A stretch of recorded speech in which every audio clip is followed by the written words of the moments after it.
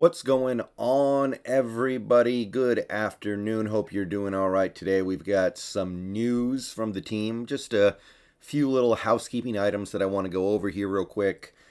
Nothing huge, nothing groundbreaking, but certainly notable as we get ready for this game in Germany against the Buccaneers.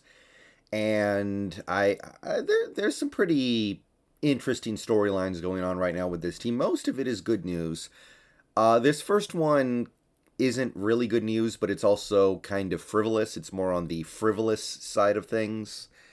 It concerns Aaron Donkor, and a lot of people have been asking this week what's going on with Aaron Donkor because he, of course, is from Germany. Aaron Donkor is on the Seahawks because he's from Germany. The NFL is trying to establish some sort of European to NFL pipeline where players who play in NFL Europe can come over to the NFL a little easier, so we actually have an extra practice squad spot for Aaron Donkor. That's the only reason why he's here. I believe all four NFC West teams have one European player because of this program the NFL is working on to make it easier for these guys to have a chance to make it in the NFL.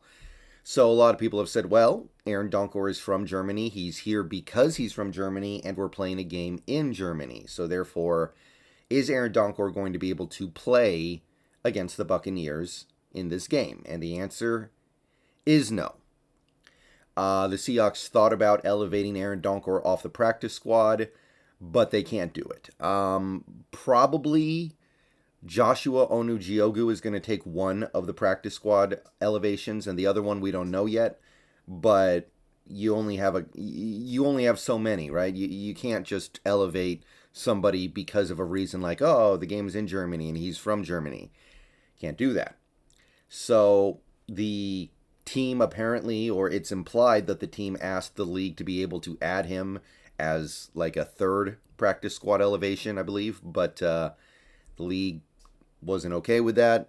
So Aaron Donkor will not be active against the Buccaneers, which is too bad. It's a little unfortunate. It would have been cool to have a German-born player playing, even if it's just for a couple of special team snaps in the game in Germany. But it's not meant to be. And at the end of the day, your priorities have to be in the right place here, right? Your priorities have to be fielding the best possible team to win the game. And Aaron Donkor, while there are some things that are interesting about his game, as of right now, we don't really know what he can do effectively at an NFL level. We don't have a good feel for that, and we need to focus on trying to get this win, and we need every edge we can get.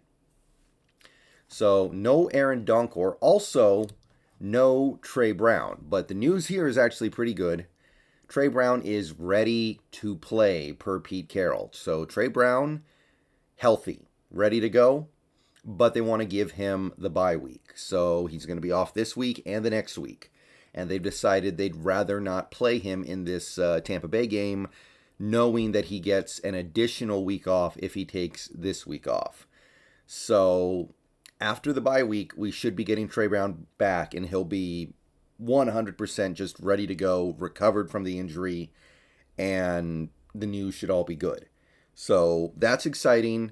I know we're obviously doing pretty well at corner right now, but Tre Brown played well last year before he got hurt. So I welcome depth. I welcome the ability to challenge somebody like a Kobe Bryant who is having some rookie year struggles from time to time, especially in coverage. I welcome the opportunity to insure yourself a little bit against injury. So yeah, Tre Brown should be back against the Las Vegas Raiders. And also, this week against Tampa Bay, Tre Brown may not be that important to have, because if you look at what Tampa Bay has right now, they're missing some receivers in all likelihood. Russell Gage and Julio Jones, to my knowledge, are still not practicing. So you look at that Bucs team, you've got Mike Evans, you've got Chris Godwin, and then I think their third receiver right now would be Scotty Miller. So it's not a super deep collection of receivers. It's not something that's going to spread you out and force you to put four cornerbacks on the field constantly. So not having Tre Brown in a game like this is completely workable and understandable. Then again, you could kind of say the same about the Raiders because they are now going to be missing Hunter Renfro and Darren Waller in that game. So they're not exactly deep with receivers right now either. But regardless, either way, this is the update with Tre Brown. This is not a bad game for him to miss. If he's got to miss one more game, this one, you want Tre Brown back for a game maybe against the Rams because they're going to put more receivers on the field. You want Tre Brown back for maybe a game against, I don't know, maybe when you play like the Chiefs because they're going to put more receivers on the field, you would expect. So no problems here.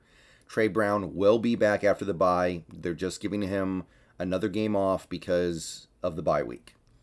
So those are the main updates from the team concerning personnel. So no Donkor, no Tre Brown, but the news on Tre Brown's health remains mostly good. Final thing I want to point out real quick here is that the Seahawks had a walkthrough today, and while they can only project who they believe would have practiced and who wouldn't have practiced, I do want to draw attention to this injury report real quick because I talked about yesterday how Poona Ford and Al Woods were not participating in practice because of illness.